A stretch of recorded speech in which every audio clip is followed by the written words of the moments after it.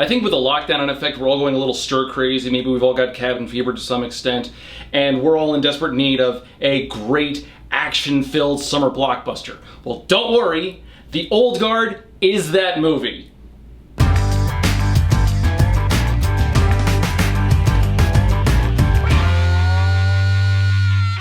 The Old Guard was a surprising gem of a movie. The trailer already looked great, but considering Netflix's hit-or-miss track record, I wasn't really sure. But I can say after watching it, it was glorious. It's actually based on a graphic novel of the same name written by Greg Rucka, who is also responsible for writing Whiteout, which, if you remember my review of that, was fantastic. The story itself is a pretty simple one. You've got a woman named Andy who is an immortal. She is in charge of a small band of other immortal mercenaries who go around and take the occasional impossible mission and save the day. But to avoid capture, they do everything they can in order to maintain anonymity and make sure that no one really knows about their powers. Something which, by the way, is made increasingly difficult in an increasingly shrinking world with everything being digitized and cameras everywhere. So the world is rocked when not only are they discovered at one point by a trickster who claimed to work for the CIA, but a new member shows up. So not only do they have to get the new member up to speed in record time, they also have to destroy all the evidence of their powers before it becomes widespread and they're hunted to the four corners of the earth. The story itself isn't anything special. What makes this story great are the characters. And in the movie's case, the action scenes as well. The characters all seem very fleshed out. They all have great chemistry with one another, and you get a real sense of age. It feels like they've been doing this for a long while. Part of this very cleverly is shown in the weapons they carry. Yes, in a modern age they do have tack vests and long guns, shotguns, things like that, but a good number of them also carry swords, or in Andy's case, a battle axe from, I don't know, ancient Greece or something. And all the characters of this unit, Andy, Joe, Nikki, Booker, and the new one, Niall, not only do they have a lot of highly perfected skills over the centuries, but they have a lot of weight behind their decisions, behind their word choices. Niall, having just discovered her immortality, is of course questioning everything and has no idea what's really going on. Meanwhile, you've got Andy, who's been around for a very, very long time. The movie doesn't tell you, but the book does. And she is just so tired of not really being able to die yet. But at the same time maintains a very distinct strength because she is still the leader and she still has to watch out for her soldiers. Charlize Theron plays Andy in the movie, and there is a distinct fear in her eyes every time she sees one of her squad mates injured.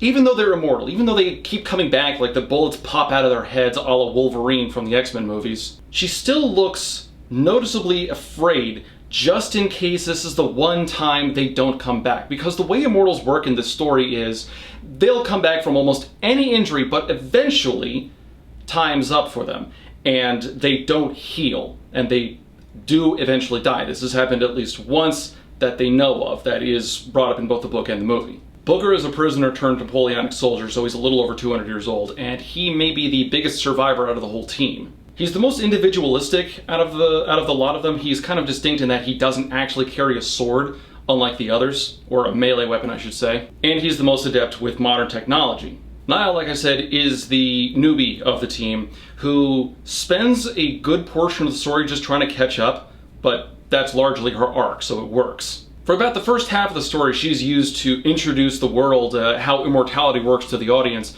but she still carries her own weight. She was a US Marine fighting in Afghanistan when she got a fatal knife cut to the neck, bled out, and was presumed dead, so Andy was able to swoop in and carry her off. And while Niall isn't crazy about this new life that's more or less been forced upon her, Andy does become extremely reliable and a leader that Niall thinks she can follow. Joe and Nikki cannot be talked about separately, I don't think, because the two of them are a couple that met when they were fighting at the Crusades. Amusingly enough, they were on opposite sides, so the reason they discovered their immortality is because they couldn't keep the other person dead. Their characters don't stray too far beyond the relationship for each other, but considering how many other characters are in this story, that's serviceable at least. The movie laid the relationship out a little thick to the point where almost every single scene you get a reminder that these two are in a relationship, which wasn't awful, but it did feel like it was limiting their character. Still, Joe does give a very passionate rant about in the middle of the story, and this is true for the comic as well, when some enemy soldier makes a snarky quip that, oh, you're just worried about this other guy because he's your boyfriend, and Joe just throws that right back in his face. The other thing the movie really got right were the action scenes. I haven't seen action scenes this good since John Wick. It's pretty obvious that a lot of the scenes are very heavily choreographed, but that kind of works in the movie's favor because it looks like these guys have the kind of training that only centuries of perfecting can actually bring in. You're basically watching Jedis fight with guns. We're talking that level of skill here. And the choreography absolutely carries through. It is so intense. Just not necessarily because you know they're going to win the fight scenes. They can't die, obviously. What's fun about them is the way they execute it. Though the movie does mix things up from the book, and it does add a little bit of weight there, but I don't want to spoil that. The stakes are a little higher in the movie, but you'll have to watch it for yourself to find out what I'm talking about. That being said, I was able to get through the entire graphic novel. It is a pretty simple read. Pretty fun. I think the art is very distinct, very fun. The images, the characters all elicit very notable emotions. There's a lot of weight to the way they carry themselves, the way they attack things. One thing that I really liked about the book is that each chapter starts with a different quote that pertains to what's going on in that chapter. For example, old soldiers never die, they just fade away, from General MacArthur. Now, because of the way that the movie handled the source material, I probably won't really expand on this with another review because by and large, the movie was very faithful to the book. Now again, there were a few small changes. Most of them were just cosmetic though, like instead of being set in this city, the story is now set in this city.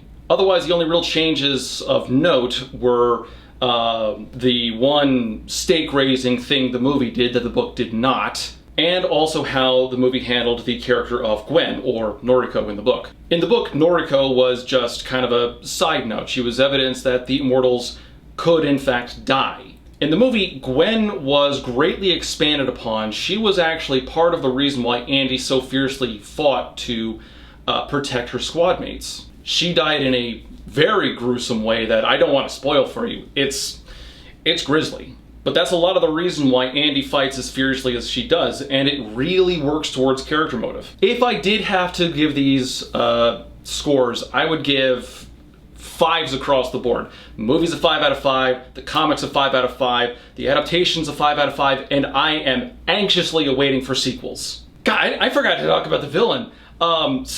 Small note on the villain is some guy named Merrick. He's a young CEO who just wants to push his, use his money to push his will around. When he discovers that the immortals are actually a thing, he wants to have them captured so he can study them, so he can capture the secret of immortality. He was a little over the top in the comic to the point where he was just like, he grabs a pair of scissors and he stabs one of them repeatedly, just because he can, and he's kind of a sadist. In the movie, he is much more withdrawn from that. He's still an evil son of a bitch, and there is a scene where he stabs somebody with scissors, but he is more written to get an emotional reaction out of you rather than just a visceral, stop stabbing him kind of a reaction. Like, you're angry at him not because he's a violent psychopath, but because he is just trying to take something that does not belong to him, that he has no rights to, just because he has money and he's a prick. We need more villains like that. They get the blood boiling for all the right reasons. So definitely check this one out if you've got Netflix. This is the kind of summer blockbuster we need more of.